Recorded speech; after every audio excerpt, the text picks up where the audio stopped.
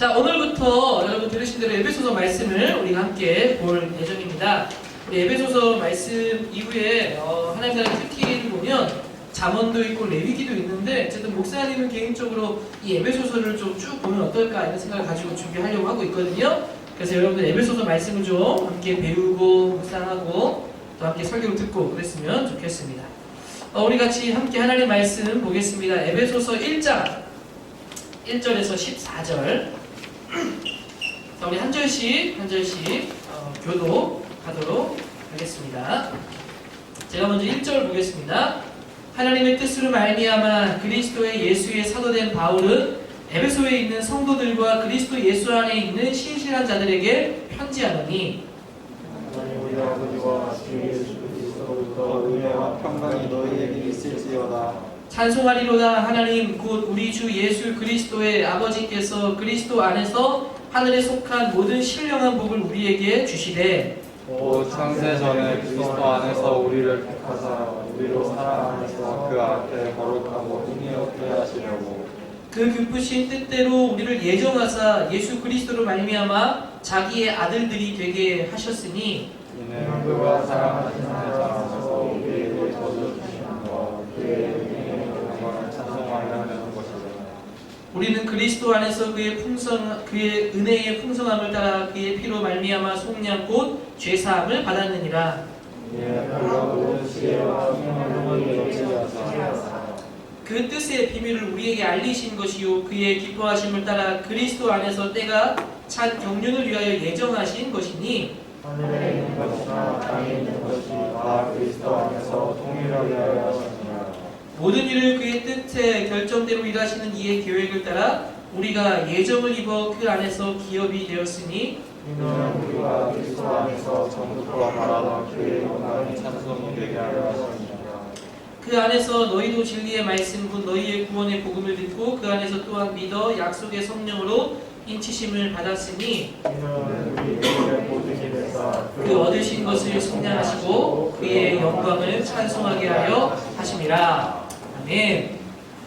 여러분, 에베소서 이제 말씀을 오늘부터 좀 살펴보려고 합니다. 특히 하나님 나라 큐티를 따라서 이제 에베소서 말씀을 볼 것인데, 여러분 이 에베소서는 어디에서 기록되었는가 하면 사도 바울이 로마에 가게 되었을 때 로마의 감옥에서 기록된 서신으로 알려져 있죠. 그럼 에베소에서 언제 사역을 했는가? 사도 바울이 2차 전도 여행 때 에베소를 들른 적이 있었고, 본격적으로 사역을 시작한 것은 세 번째 3차 전도 여행을 사도 바울이 쭉 돌게 될 때 에베소라는 지역에 가게 되었고, 에베소에서 가장 여러분 많은 지역들을 사도 바울이 돌아다녔는데, 그 중에 에베소에서 3년이라는 세월 동안 가장 긴 시간, 가장 오랜 세월을 그곳에서 목회하고 목양하고 사역을 감당했습니다. 그러니까 에베소 3차 전도 여행에 3년이라는 기간을 사역하고 난 이후에 한 6년에서 7년이 지난 시점에 로마에 가게 되거든요. 그때 이 감옥에서 이 에베소를 향해서 쓴 서신입니다.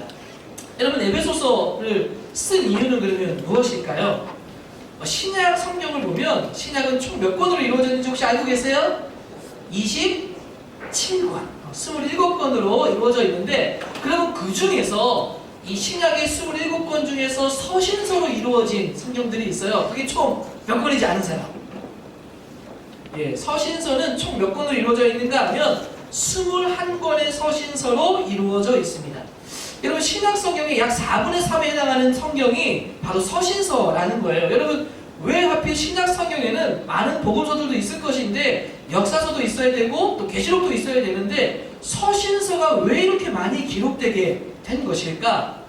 여러분, 그 당시의 시대 상황을 좀 생각해 보면 쉽게 이해할 수 있는데, 요즘같이 여러분 제가 소식을 전하고 여러분들에게 말할 것이 있으면 어떻게 전달하면 될까요? 핸드폰이나 SNS나 소셜 네트워크를 통해서 여러분들에게 그런 소식들을 전달할 수 있죠. 그래서 요즘 연락도 안 하는 사람들도 SNS에 어떤 글들이나 자기의 상황들을 올리면 이미 그 사람이 뭘 하고 지내고 있는지를 이미 알 수가 있는 거죠. 근데 이 당시에는 이런 SNS나 여러분 휴대폰이나 이런 전달할 수 있는 시설들이 없었죠. 그때 당시에 소식을 전하고 소식을 주고받는 것이 무엇이 가장 용이하고 가장 빨랐겠습니까? 바로 서신을 주고받는 것, 편지를 주고받는 것이 가장 빨랐다라는 겁니다. 그래서 신약 시대 때 굉장히 많은 사람들이 서신을 주고받았어요. 우리가 기록된 신약성경에 21권의 서신서가 있지만 이 외에도 성경 외에 다른 모든 사람들이 보낸 서신들이 굉장히 많이 기록되어져 있다라는 겁니다. 특별히 신약의 이 서신서는 21권으로 되어져 있는데 한 3가지 분류로 나눌 수 있습니다. 여러분 오늘 주보에 보시면 제가 써 넣었습니다. 설교 필기를 하면 이렇게 또 저번처럼 시상한다고 했는데 여러분 제 펜 있거나 있으면 필기하면서 또 들을 분들은 들으시면 좋겠어요. 여러분 이 서신서는 총 3권으로 나눠져 있습니다. 바울 서신, 요한 서신, 공동 서신. 여러분 이 서신서를 이렇게 3가지로 나눈 것의 중심은 뭐냐면 발신자가 누구냐에 따라서 나누어진 서신입니다. 이것을 이해해야 오늘 우리가 읽었던 바울 서신, 그 중에서도 에베소서를 좀 이해하는데 여러분 도움이 될 건데, 특히 바울 서신과 요한 서신은 공통점이 있어요. 어떤 공통점이 있는가 하면 이 발신을 보내는데 이 수신자가 어떤 사람인지가 대해서 한정되어져 있다는 겁니다. 예를 들면 자, 로마서 그러면 어디에 쓴 서신일까요? 로마에 있는 교회에 쓴 서신이다. 자, 그러면 디모데서 그럼 어디에 쓴 서신일까요? 디모데에게 쓴 서신이다. 그러니까 특정하게 이 서신을 받는 수신자가 정해져 있고 한정되어 있다는 거예요. 근데 여러분 공동 서신은 어떤 특징을 갖고 있는가 하면 이제 아까 말씀드린 대로 바울 서신, 요한 서신, 그 다음 뭐였죠? 공동 서신인데 이 공동 서신은 어떤 특정한 사람을 정해진 대상이 있는 게 아닙니다. 어떻게 되어져 있는가 하면 하나님을 믿는 모든 사람이 볼 수 있도록 쓰여진 서신이 공동 서신이라는 겁니다. 그래서 예를 들면 야고보서가 공동 서신인데 야고보서의 가장 처음에 시작할 때 로마 교회 이렇게 얘기하지 않고 12지파에게 문안하노라. 12지파 누구든지 돌아가면서 볼 수 있도록 쓴 서신. 그래서 이것을 좀 한정지어서 뭐라고 말하는가 하면 회람 서신이다 라고 말해요. 그러니까 회람에서 함께 돌려볼 수 있는 서신. 그러면 바울 서신과 여러분 요한 서신은 어떤 서신으로 말하는가 하면 상황 서신이다 라고 말해요. 왜 그런가 하면 수신자가 정해져 있잖아요. 그 수신자가 누구냐에 따라서 그 상황에 맞게 서신을 기록했기 때문에 여러분 상황 서신이라고 할 수 있죠. 예를 들면 우리 작년에 고린도 전서에 대해서 하나님 말씀을 배웠죠. 여러분 고린도 전서 보니까 바울 서신인데 그 내용이 누구에게 쓴 것입니까? 고린도 교회 안에 특정한 수신자들에게 이 서신을 쓴 거예요. 고린도 안에 무슨 일이 있었길래 이 서신을 썼습니까? 고린도 안에 다툼이 있었잖아요. 바울파다, 아볼로파다, 그리스도파다 뭐 이러면서 서로 팔을 나누고 다툼이 있어서 사도 바울이 그것에 대해서 쓴 것이죠. 그 상황에 맞도록. 뭐 예를 들면 예언이 좋냐, 방언이 좋냐, 뭐가 좋냐 이러한 내용들이 있을 때 사도 바울이 그 내용을 써서 그런 것이 아니라 신령한 복을 구하라 이러면서 여러분 사랑을 구하라 이러면서 서신을 쓴 내용들이 있습니다. 바로 이것이 상황 서신이라는 것이죠. 그러면 에베소서는 역시 어떤 서신에 들어가게 되느냐? 상황 서신에 들어간다는 거죠. 자, 그러면 상황 서신에 들어간다는 것은 수신자 그 에베소 교회 안에 있는 일을 가지고 사도 바울이 기록한 거예요. 그 에베소 교회 안에 있는 여러 가지 문제들과 상황들을 가지고 그 상황에 맞게 서신을 기록했다라는 겁니다. 그러면 에베소에는 어떤 일들이 있었기에 사도 바울이 이런 서신을 여러분 기록한 것일까? 여러분 에베소라는 지역을 먼저 좀 이해할 필요가 있습니다. 여러분 에베소라는 지역, 이 도시 굉장히 이 당시에 큰 도시였어요. 도시 중에 도시라고 할 수 있습니다. 이 로마의 황제, 이 로마의 속국으로 이 에베소가 들어오고 난 이후부터 이 에베소의 지리적인 위치가 모든 항구가 다 거쳐갈 수밖에 없는 그런 큰 항구 도시였고, 예전에 옥타비아누스가 황제가 되기 전에 여러분 마크 안토니와 굉장히 그런 전쟁을 치룰 때 이 에베소에서 마크 안토니가 배를 준비해서 이 전쟁 아키오 해전을 준비할 만큼 이 에베소라는 이 지역은 항구로서 굉장히 발달되고 여러분 큰 도시였습니다. 그래서 나중에 이 옥타비아누스 황제가 되었을 때 이 에베소를 아시아의 중심지, 이곳을 거의 아시아의 수로 세울 만큼 중요한 도시였죠. 그래서 로마 시대 때 로마가 굉장히 팽창해서 뭔가 확장하는 세력을 통해서 나라를 굉장히 많은 속국으로 만들게 되어서 거대 제국을 이루게 되지 않습니까? 그 로마라는 그 거대 제국에서 가장 큰 도시 어디일까요? 로마죠. 로마죠. 그다음 두 번째 큰 도시가 어디일까요? 바로 알렉산드리아라는 도시입니다. 그리고 세 번째 큰 도시가 어디냐? 바로 이 에베소라는 도시였어요. 그러니까 로마의 제국에서 가장 큰 도시 중에 가장 세 번째, 인구가 한 20에서 25만, 그 당시 굉장히 많은 인구거든요. 그 정도가 모일 정도로 그 큰 도시가 바로 어디였냐면 에베소라는 곳이었어요. 그러니까 에베소가 굉장히 발달하고 굉장히 사람들이 많이 몰려드는데 그 나라 사람들만 이루어진 것이 아니라 많은 로마의 사람들이, 로마의 시민들이, 퇴역한 군인들 뿐만 아니라 많은 사람들이 이곳에 몰려들기 시작하는 겁니다. 몰려드는데 여러분 다 각 지역마다 그 나라마다 자기들이 섬기는 신들이 다 있을 거 아닙니까? 솔로몬 왕때도 여러분 막 여러 왕들과 첩을 가지고 있을 때 많은 그 여인들 자기의 그 믿는 신들을 데리고 와가지고 산당을 많이 짓지 않습니까? 마찬가지로 에베소에도 많은 인구들이 유입되면서 굉장히 많은 이방 우상들이 에베소 안에 들어오게 됩니다. 그 중에 대표적인 신전이 있어요. 고대 세계의 7대 불가사의 건축물이라고 말하는 신전. 뭔지 아십니까? 아데미 신전이 바로 이 에베소에 있었다는 거예요. 그러니까 에베소라는 이 도시가 얼마나 크고 화려할 뿐만 아니라 종교적으로도 얼마나 화려한지를 볼 수 있죠. 그리고 이 아데미 신전을 통해서 여러분 많은 사람들이 어느 지역을 갈 때 반드시 들려야 되는 지역 중에 하나가 바로 이 아데미 신전이었어요. 그만큼 유명하고 웅장한 신전이었다는 겁니다.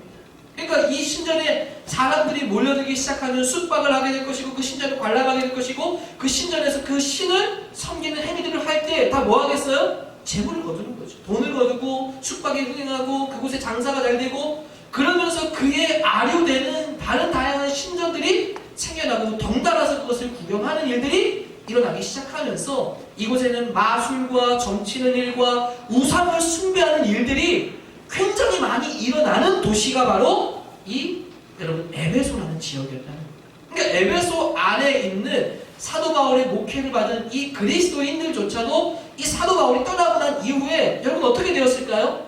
계속 세상의 우상의 신전들과 마술과 점치는 일들은 영향을 받을 수밖에 없는 거예요. 그러니까 그 안에 생각이 갇히게 되고 깨어지지를 못하는 거예요. 그리스도의 그 보혈의 피로 구원받은 우리가 살아가야 되는 삶의 모습을 제대로 보아야 되는데 그 교회의 영광과 그 성도를 부르신 그 일들을 기억해야 하는데 여러분 그것을 제대로 보지 못하게 되는 것이죠.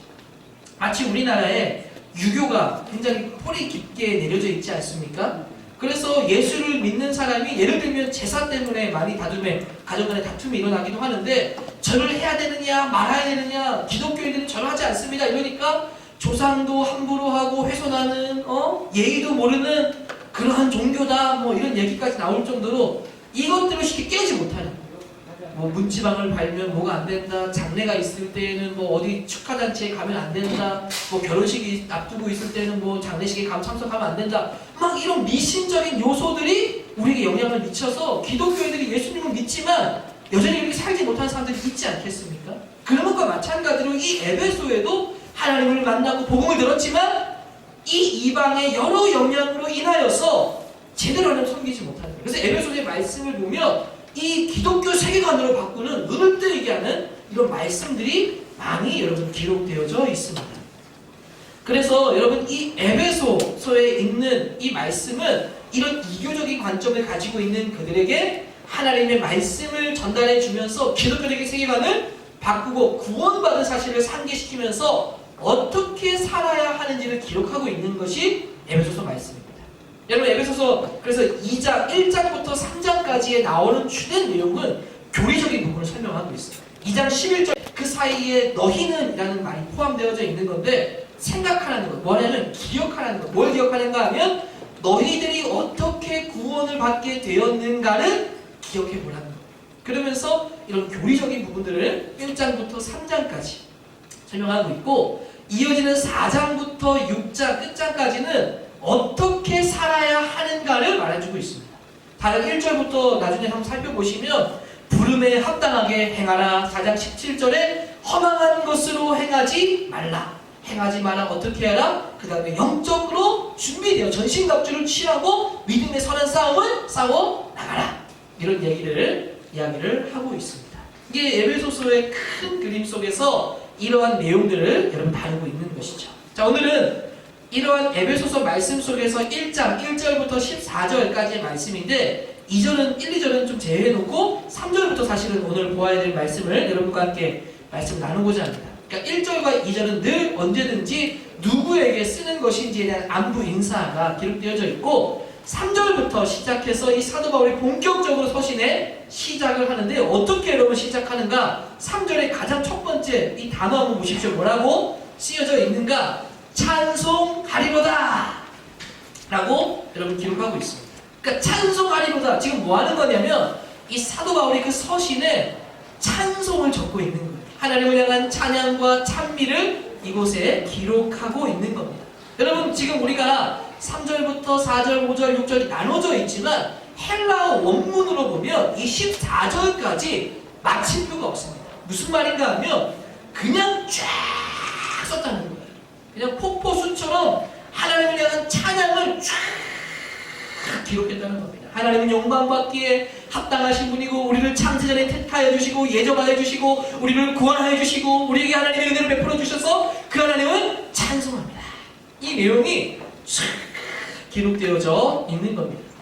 여러분 사도 바울이 이런 에베소서 교회에 보내는 서신에 가장 먼저 찬송을 기록하는데 이 찬양을 보내면서 이 찬양할 수 있는 이유가 도대체 어디에 있었기에 이 사도 바울이 이 찬양을 그분에게 올려드리는 걸까요? 그 하나님께 영광 올려드리고 에베소 교회 성도들에게 이것을 여러분 보내는 것입니다. 특별히 여러분 이 바울이 처한 상황을 좀 우리가 이해할 필요가 있는데 여러분 몇 개의 성경 중에 바울 서신 중에 옥중 서신으로 구별됐는데 이 에베소서는 옥중 서신 중에 하나입니다. 즉 사도 바울이 감옥에서 여러분 기록했다라는 것이죠. 여러분 감옥에 있다라는 것 자체만으로도 입에서 찬송이 나올 만한 상황입니까? 찬송이 나오지 않는 상황입니까? 여러분 내가 원하지 않는 곳에 갇히게 되어지고 그곳에 지내게 되었는데 거기서 찬송을 하게 된다? 여러분 이것은 쉬운 일이 아니라는 것이죠.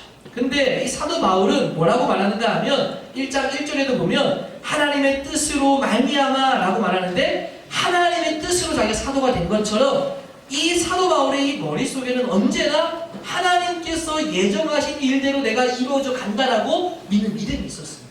즉 자신이 옥에 갇힌 이 상황조차도 바로 뭐예요? 하나님의 뜻으로 말미암아 감옥에도 오게 되었다라고 고백하고 있는 겁니다. 요즘 같은 때 감옥에서 만약 여러분 그리스도를 믿다가 잡혀가게 되고 투항하게 되고 고통을 받게 된다면 얼마나 하나님이 여러분 원망이 되겠습니까? 그러나 바울은 그렇게 원망하지 않고 그것이 하나님의 뜻인 줄을 믿었고 그곳에서도 하나님을 찬송하고 찬미하고 있는 것입니다. 도대체 여러분 이 감옥 안에서 사도 바울이 어떤 하나님의 뜻을 깨달았기에 여전히 하나님을 여러분 찬양할 수 있는 것일까? 이 찬양하는 내용들을 쭉쭉 살펴서 보면 가장 많이 나오는 단어가 하나 있습니다. 그게 뭔지 아십니까? 바로 그리스도 안에서라는 단어예요. 3절, 4절에도 보시면 창세전 그리스도 안에서 우리를 택하사 7절에 우리는 그리스도 안에서 그의 은혜의 풍성함을 따라 9절에도 여러분 그의 기뻐하심을 따라 그리스도 안에서 12절 이는 우리가 그리스도 안에서 전부터 바라던 그의 영광이 찬송이 되게 하는 겁니다. 그러니까 여러분 사도 바울이 지금 무엇이라고 말하는가 하면 그리스도 안에서 자기를 택하여 주셨기 때문에 이 은혜의 찬송을 부른다는 겁니다. 그러니까 하나님이 자신을 택하여 주신 것 그리스도 안에서 자기를 예정하여 주시고 창세전부터 택하여 주신 것에 감사해서 이 찬송을 부른다라고 말하고 있다는 겁니다. 여러분 이것이 사도 바울에게 어떤 의미가 되었기에 자기를 불러주신 것에 감사해서 이런 찬송을 여러분 드리게 된 것일까요? 여러분 사도 바울이 어떤 사람이었습니까? 예수 믿는 자를 어떻게 했어요? 핍박하던 사람이었어요. 심지어 여러분 그 산헤드린 공의회 말고 그 예루살렘에 있는 그 바리새인들을 통해서 여러분 공인을 떼가지고 어떻게 합니까? 예수 믿는 자들을 실제적으로 핍박하려고 했었고 스데반이 죽을 때에는 그 자리에 있었고 그 재판에 참여했던 사람이 사도 바울이었다는 겁니다. 이 사도 바울이 예수를 핍박하던 자였는데 다메섹 도상에서 그리스도를 만나게 되지 않습니까? 정말 그 눈부신 찬란한 빛을 보면서 누구십니까 했더니 네가 핍박하는 예수라. 여러분 예수를 만나고 다메섹 도상에서의 그 전과 그 삶의 이유가 완전히 바뀌어지지 않았습니까? 그리고 사도 바울이 방울에 가게 되었을 때 이러한 자신을 불러주신 하나님, 바로 무엇을 얘기합니까? 나는 택함 받을 자격도 없는 자였는데 나를 택하여 불러주셨다는 겁니다. 여러분, 만약 하나님께서 사도 바울을 부르지 않았다면 어떻게 되었을까요? 여러분, 사도 바울이 했던 일들이 얼마나 많이 있습니까? 여러분, 21권의 서신서 중에 13권에 해당하는 분량이 사도 바울이 적은 서신서입니다. 여러분, 이 서신서는요, 초창기에 예수를 믿었던 초대 그리스도인들이 그 당시에 복음서 마태, 마가, 누가, 요한 복음이 기록되기도 전에 먼저 기록된 것이 사도 바울의 서신서입니다. 그러니까 초대교회 당시 때 그리스도인들이 복음을 전할 때 구약의 복음과 함께 무엇을 말했는가 하면 바울에게 들었던 이 서신들의 내용을 가지고 복음을 증거했다는 거예요. 그러니까 바울이 서신서를 쓰지 않았다? 이러면 어떻게 하나님의 그 찬란한 복음을 알게 되었을까? 어떤 사람은 좀 과하게 얘기하기를 뭐라고까지 얘기하냐면 그리스도의 복음을 증거하는 이 바울의 신학이 너무나 서신서에 탄탄하게 기록되어져 있어서 바울의 종교가 아니냐라고 말할 정도로 오해를 받기도 합니다. 그러니까 바울이 행한 일들이 너무나 대단하고 큰 역할들을 감당해줬다는 거죠. 사도 바울의 1차, 2차, 3차 전도 여행을 통해서 사도 바울을 통해 세워진 교회가 얼마나 많이 있습니까? 그리고 그것을 통해서 얼마나 많은 사람들이 여러분 구원의 복음을 듣게 되고 지금 우리까지 서신서를 통해서 하나님의 뜻을 알 수 있는 길들이 더 넓게 열려지게 되었다는 겁니다. 여러분, 사도 바울이 만약 하나님의 부르심을 받지 않았다면, 하나님이 사도 바울을 택하지 않았다고 한다면 어떻게 될까요? 이 일들이 13권의 성경이 적혀지지 아니하고 많은 교회의 복음이 증거되지 못하고 그대로 복음이 여러분 멈춰지게 되었을까요? 그렇게 되었을까요? 여러분, 그렇지 않았다는 거예요. 왜 그렇지 않았다는 것입니까? 여러분, 하나님께서 사도 바울이 아니어도, 사도 바울을 부르지 않았다 하더라도 하나님의 일은 반드시 이루어져 간다는 겁니다. 하나님의 큰 그림 속에서 꼭 사도 바울이어만 되는 것이 아니라, 사도 바울이 아니어도 하나님의 일들은 반드시 이루어져 갈 것이고 다른 누군가를 향해서 세우셔서 그 신약의 성경을 적게 했을 것이고 그 많은 이방 교회들을 향해 이방인의 사도로 누군가를 불러서 이 일들을 행할 수 있었다는 겁니다. 여러분, 사도 바울이 깨달은 게 바로 이것입니다. 내가 아니어도 다른 누군가를 통해서 그 일들을 이룰 수 있음에도 불구하고 굳이 예수를 핍박하던 나를 불러주셨다는 거예요. 창세전에 예정하시고 뜻하신 대로 나를 그리스도 안에서 택하여 주신 그 하나님의 은혜를 찬송할 수밖에 없다는 거예요. 나를 만약 불러주시지 않았다면 나는 여전히 예수를 핍박하는 자로 저 지옥으로 떨어지고 말할 것인데, 하나님의 그 많은 사람들 중에 굳이 예수를 핍박했던 나를 택하여 주셨다. 왜? 그리스도 안에서 택하여 주신 그 은혜에 너무 감사해서 이 사도 바울이 찬송을 여러분 부르고 있는 겁니다. 여러분, 이 사도 바울의 이러한 깨달음이 여러분 우리 안에도 있어야 될 줄로 믿습니다. 목사님들 말씀을 묵상하면서 참 이 사도 바울을 부르지 않았다면 어떻게 되었을까? 이 모든 일들이 다 멈춰지게 되었을까? 그렇지 않고 하나님은 여전히 이 일들을 이루어 가실 것이다 라고 믿습니다. 마찬가지로 여러분, 하나님께서는 우리가 아니어도 여러분들이 여기 앉아있지 않아도 다른 누군가를 불러서 이 자리에 앉혀서 하나님을 예배하고 찬양하게 하실 수 있는 분이 우리 하나님이십니다.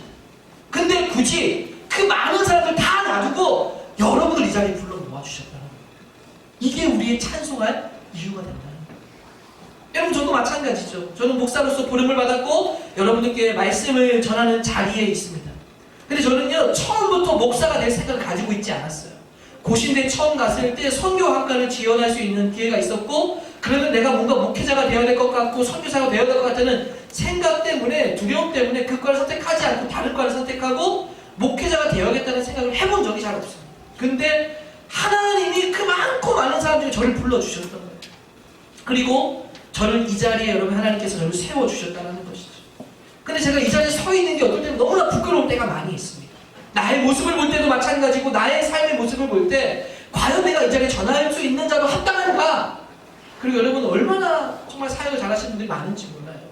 정말 설교도 탁월하게 잘하시는 분들이 있고 청소년 사역 잘하시는 분들도 있고 말씀도 잘 전하는 분들이 있고 제가 우리 같이 교육자들 같이 6명 우리 또 8명 10명 이렇게 부교 전사가 다 있는데 보면 다 너무 잘하고 너무 실력도 뛰어납니다.